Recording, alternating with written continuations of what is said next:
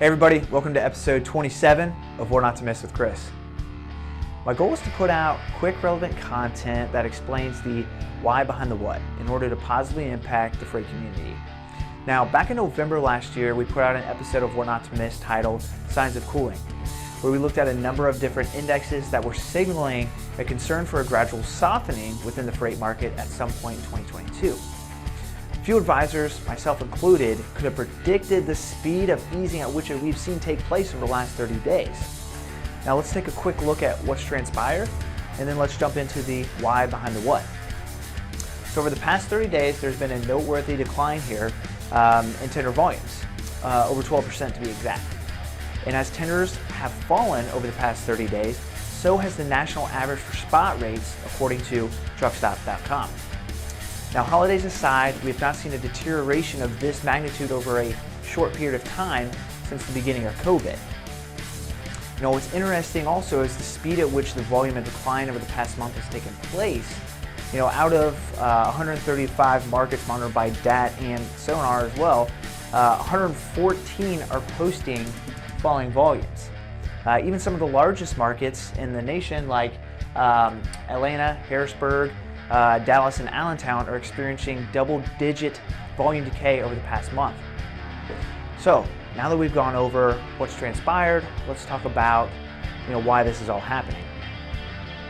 Okay, to start, let's talk about inventory levels. And to help me explain why inventories have been increasing and what that impact has had on the truckload market, I pulled a brief summary from February's Logistics Managers report that's put out at the beginning of every month.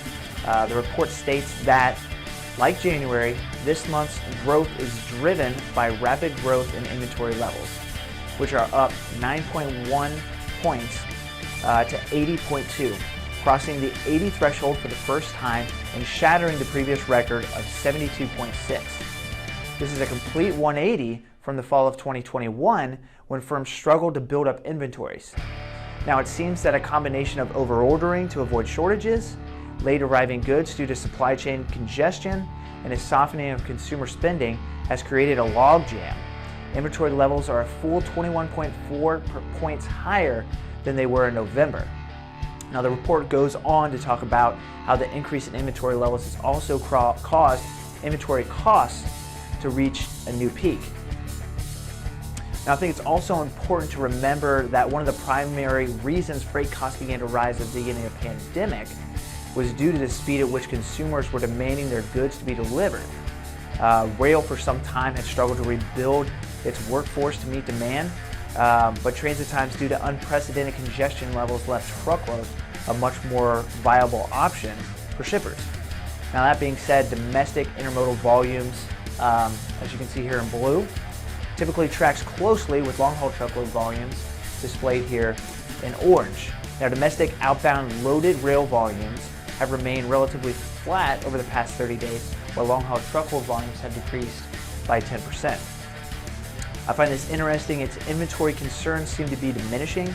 Inflation costs, including fuel, continue to increase, and retail sales have started to wane. My final point here surrounds the substantial increase in for-hire fleets that have been injected into the marketplace over the past 12 months.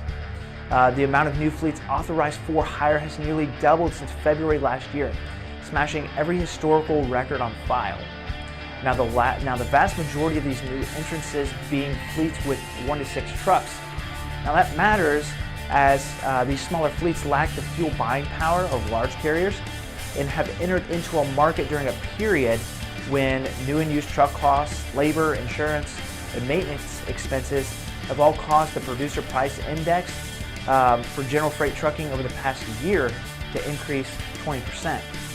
Now tack on a 16% decrease in van volumes year over year, and you end up with the majority of these new fleets fighting over a much smaller pool of freight and pushing down spot rates, all while trying to cover above average overhead costs.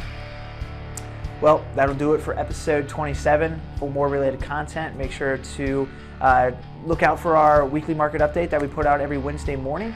And as always, you can find us at bridgelogisticsinc.com. And until next time, I'm Chris Eads, and thanks for joining me on another episode of What Not to Miss with Chris.